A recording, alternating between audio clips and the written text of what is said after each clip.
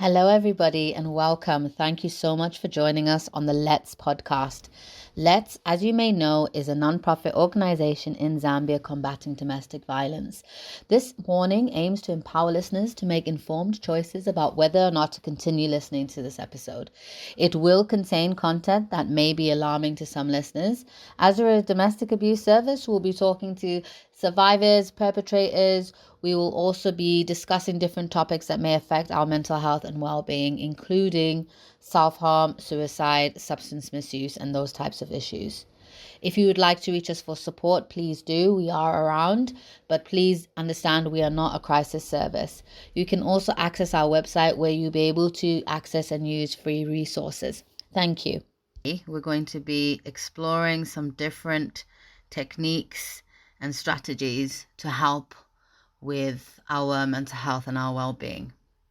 So, psychiatric interventions using medication and brain stimulation aim to improve symptoms by inducing physical changes in how the brain works. But talk therapy is believed to also have the effects on brain function and thus on patterns of thinking, feeling, and behavior. The nature and the extent of change produced by these various forms of treatment are highly complex and continually under investigation. That being said, we are going to look at some of the most popular ones, and I can say some that I have tried myself, and I'm going to go into a bit of detail for each one, and just seeing how we can use and apply it to our own lives. And I'll give different examples of how and when it can be used, and I'll give different examples of some certain techniques, just to give some variety. Because psychological self-help tools empower individuals to manage their mental well-being through these different techniques that we're going to talk about. And I think we're going to be exploring mindfulness, some journaling, get some understanding about CBT, and a couple of other ones that I find really useful and helpful. So as we're thinking about what's helpful, as a person learns and develops new behaviors, those changes are embodied in the brain's neural networks. So there's every reason to believe that the improvements in people's mood, thought patterns, behavior that result from psychotherapy coincide with substantial changes in functions of the brain. The alterations brought on by therapy are complex and depend on the nature of the psychological dysfunction and other underlying individual differences, as well as characteristics of the therapeutic intervention. But research using neuroimaging provides some concrete examples of how therapy may result in brain changes. I'm not saying that we're going to be doing therapy on this episode, but I am going to talk about some very useful self-help tools that you can be doing in your own time, in your own space, that are going to help improve your mood, your well-being, your thought processes. So just as I just want to make one little point about, like, a sciencey point. Scientists have explored whether cognitive behavior therapy, a widely used treatment for anxiety disorders and depression, improves symptoms in part by altering the function of the amygdala, which is key for responses to perceived threat, right? And the prefrontal cortex, which inhibits the amygdala. And clinical neuroscience provides evidence to suggest that this may be the case. Researchers also observed that neural changes that appear to correspond with symptom reduction in post-traumatic stress disorder, psychosis, and other conditions.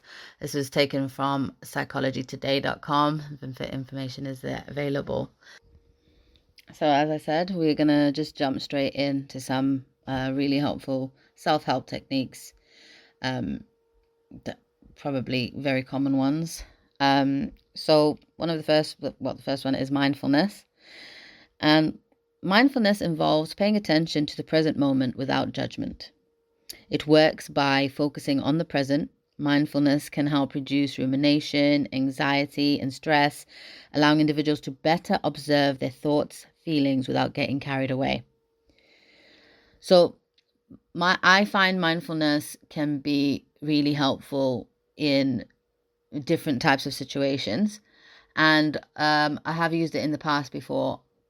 And I do advocate for it when something might be a really stressful situation and you just need a moment for, like, the world to stop so that you can get some clarity. And the examples the examples of mindfulness are things like meditation, deep breathing exercises, and paying attention to sensory details.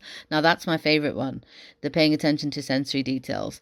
So I'm just going to talk you through one of my favorite mindfulness techniques, which is using the paying attention to sensory details.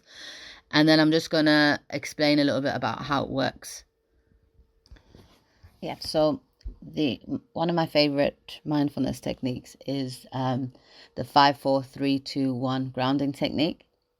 So this technique is a mindfulness exercise that uses your 5 senses to help you reconnect with the present moment and manage anxiety or stress by focusing on what you can see, feel, hear, smell, and taste.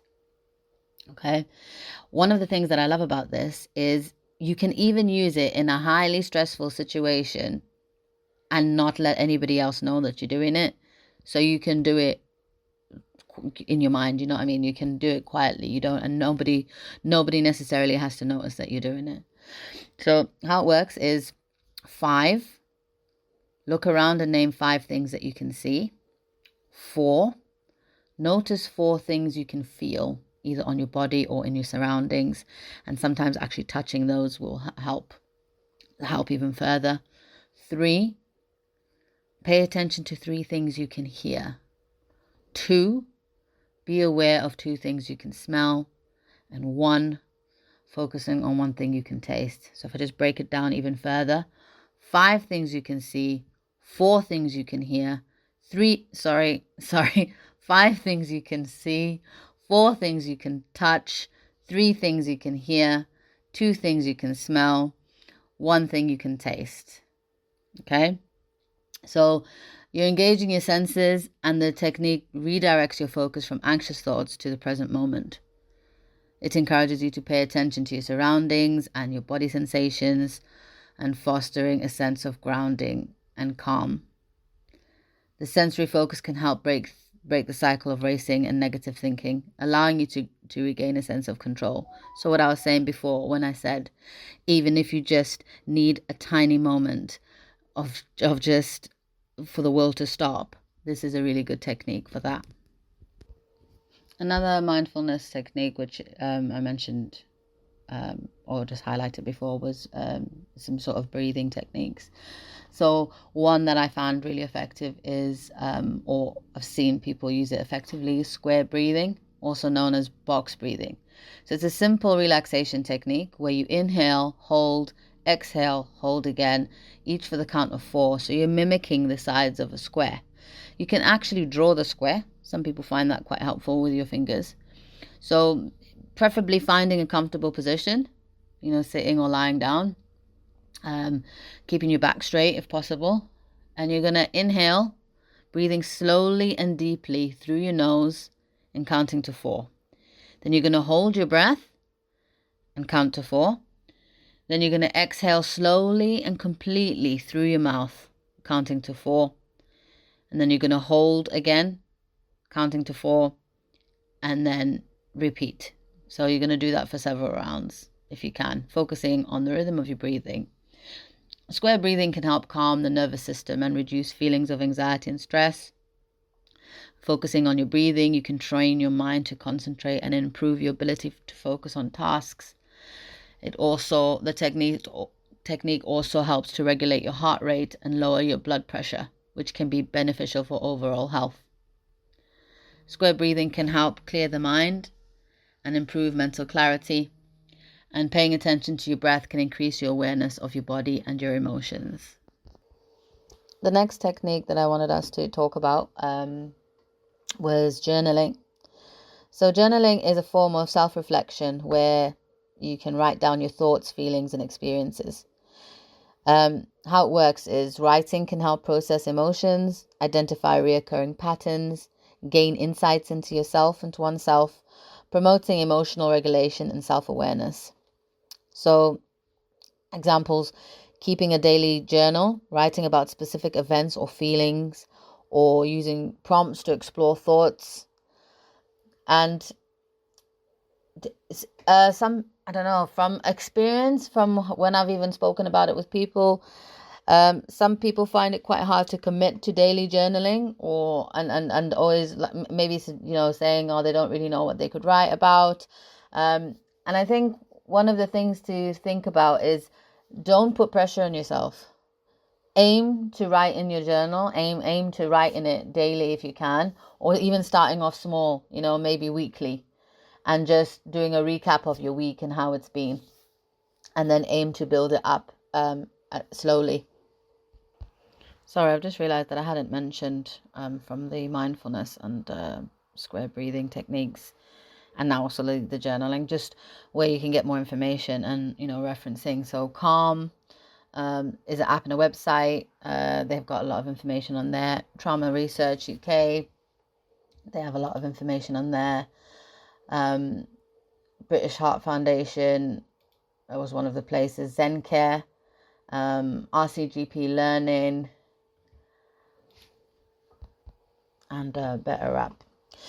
So that's going to bring us on to the next technique that I wanted to talk about, which is CBT, otherwise known as cognitive behavior therapy. CBT is a therapy that focuses on how thoughts, feelings, and behaviors are interconnected. How it works: CBT helps individuals identify and challenge unhelpful thought patterns and behaviors, replacing them with more adaptive ones. So examples for this could be thought records, identifying cognitive distortions, and practicing relaxation techniques. Now, CBT is a very, very big subject. And so I'm not going to go into detail with it here, but please feel free to message me, to email on Let's, or also on the WhatsApp line, if you want more information, and I'm happy to give free resources. So CBT is a form of talking therapy, and it helps you manage mental and emotional health issues by changing your unhelpful thoughts and behaviors.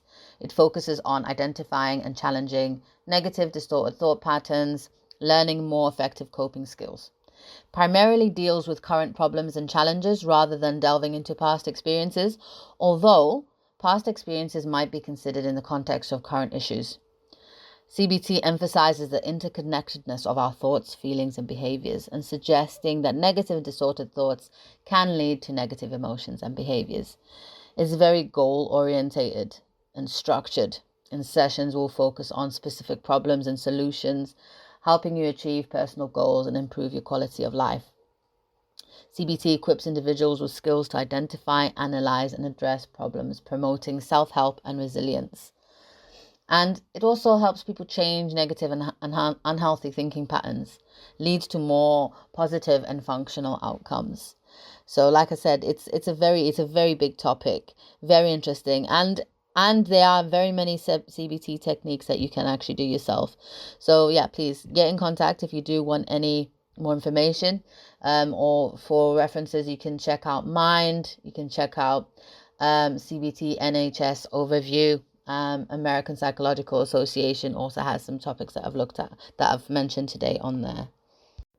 Well, that concludes our episode. That was just part one for mental health tips. There is a part two, mental health tips, just so things are broken down and we're not, sometimes it's quite heavy and sometimes we just want to receive our information in snippets or in a way that's accessible to us. So yeah, there is an episode two. There is a part two, sorry for that. Thank you so much for joining us. And as I said before, if there's anything that you want to talk about, ask about, anything, you want to reach out to us, you can reach us through the Let's website, where you can email us, and it's also got a WhatsApp line if you want to support that way, keeping in mind we're not a crisis service. That is www.letsstoptheabuse.com. Again, thank you for joining us. Thank you for supporting us. Let's talk again soon.